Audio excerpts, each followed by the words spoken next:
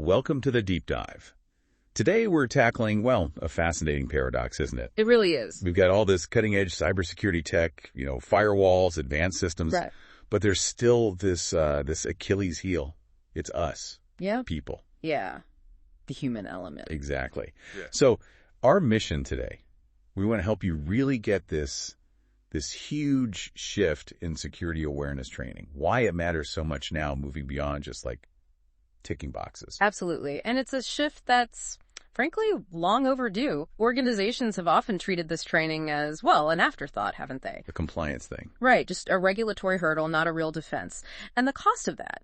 Well, we've looked at recent articles, some cutting-edge research to give you a solid, evidence-based view on this whole paradigm shift. Okay, so let's unpack that famous phrase. Humans are the weakest link. It feels like we hear it all the time. Almost a cliche, yeah. But is it overblown?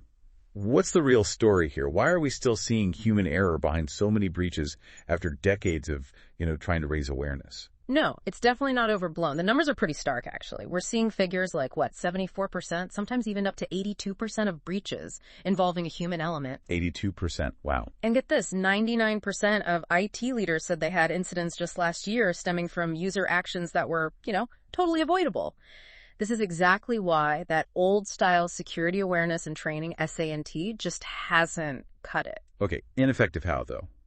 We've had SANT for ages. What was fundamentally wrong with it? Why didn't it stick? Well, think about it. You spend all this money on training, right? But then maybe only 15% of people actually change how they behave afterwards. 15. So 85% is just wasted. Essentially, yeah. Traditional SANT, it's often just static. It's one size fits all, designed more for that compliance check mark we mentioned than, actually changing behavior. The research calls it woefully undercooked for effectiveness. A huge investment, minimal risk reduction. Right. So the old way failed. And the bad guys. They're not standing still, are they? How are they evolving? What makes the old training useless now? Oh, they're constantly evolving. It's incredible, really. They're using AI for super targeted phishing, deep fakes for voice and video, highly personalized social engineering. Like what? What kind of personalization? Pretexting is a big one. They'll actually research their victims, sometimes for weeks, figure out their connections, their habits. Then they launch the attack. Generic training. It just can't prepare you for that level of nuance. It's like bringing a rusty knife to a laser gun fight. Okay, that's slightly terrifying. So, generic training versus smart adversaries losing battle. What's the way out? How do organizations stop playing defense and get ahead? The pivot really involves changing the whole mindset. It's about moving away from just checking the box. Towards what the industry is now calling human risk management. HRM Forrester even put out a report, Q1 2024, basically saying HRM is official now. HRM. Okay, define that for us. They define it as an evidence-based method to train people and initiate policy interventions based on their risk profile. So the core idea is changing behaviors, building a real security culture. So managing the risks from people, but also the risk to people. Exactly. It's the optimized management of cyber risks posed by and to users. That's a good way to put it. So HRM isn't just another program you buy off the shelf. It sounds more like a strategy, a different way of thinking. Precisely. It's an approach you embed deep in the organization, a mindset shift. The key principles: you have to measure security behaviors. You need to know what's actually working. Not just completion rates. Right. Forget just counting who finished the video.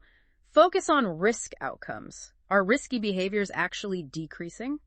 And you need evidence, data, clear measured results. That's where things like SebDB come in, this huge database of security behaviors. It lets you pinpoint specific risks and tailor your response. That does sound much more proactive.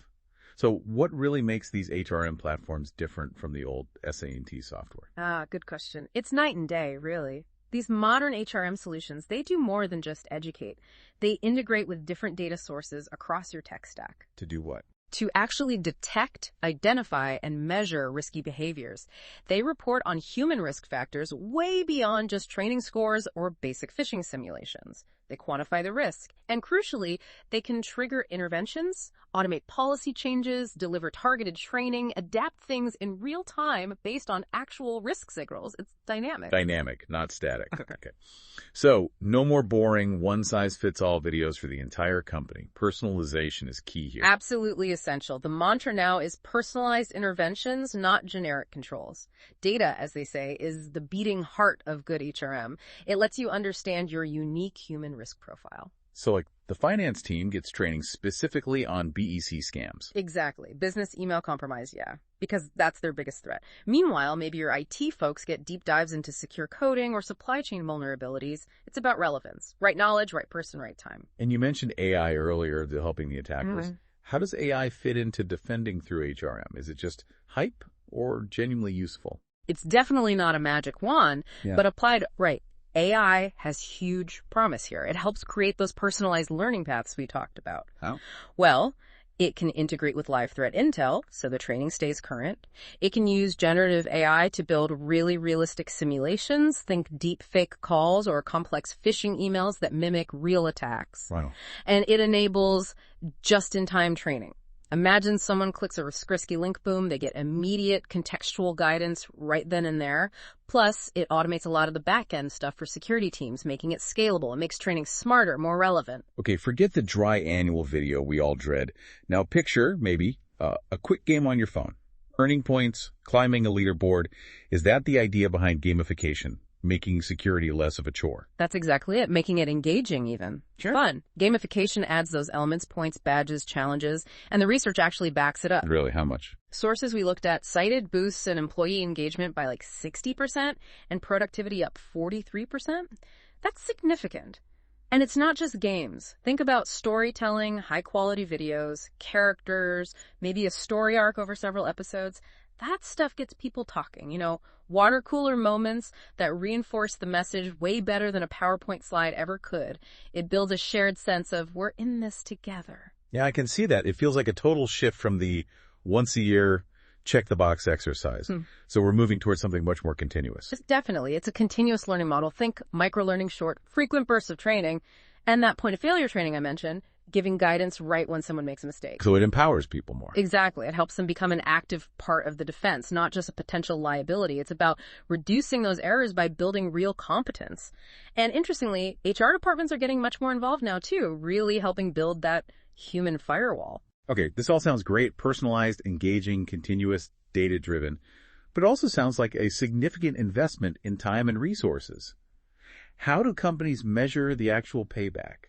What's the ROI? That's the bottom line, isn't it? The goal isn't just doing training, it's seeing a real measurable impact. You should be looking for tangible results. Right. Like fewer people clicking on phishing links, obviously.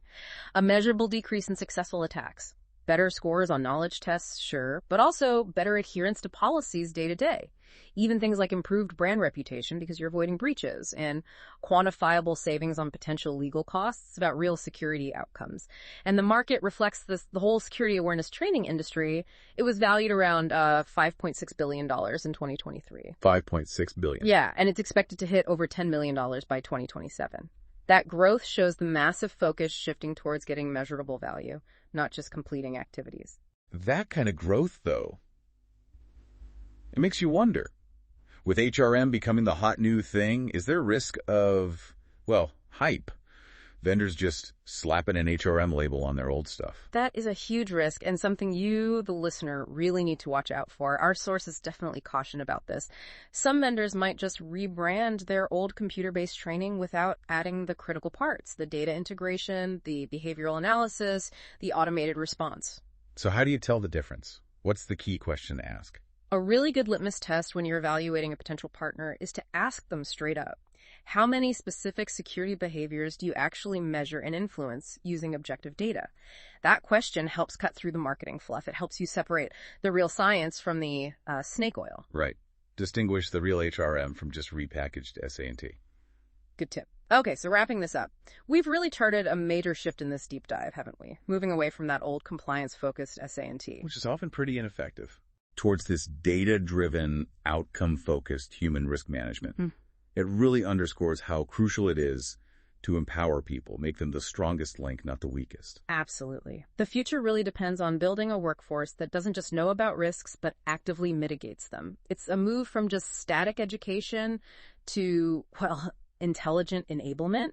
People need to see security not just as some corporate rule, but as a core personal skill in our digital world. Something you keep honing, like any other skill. Exactly, because that one small slip-up can cause chaos, right? But equally, one aware, well-trained person can stop a disaster before it starts. It's about continuous improvement, personal responsibility. A powerful thought to end on. And thank you for diving deep with us today. We really appreciate you joining the conversation. My pleasure. And huge thanks to our sponsors for making this possible. www.instantcybertraining.com, www.futurecyberpros.com, www.cyberevents.directory, and www.cybersecglossary.com. We couldn't do it without them.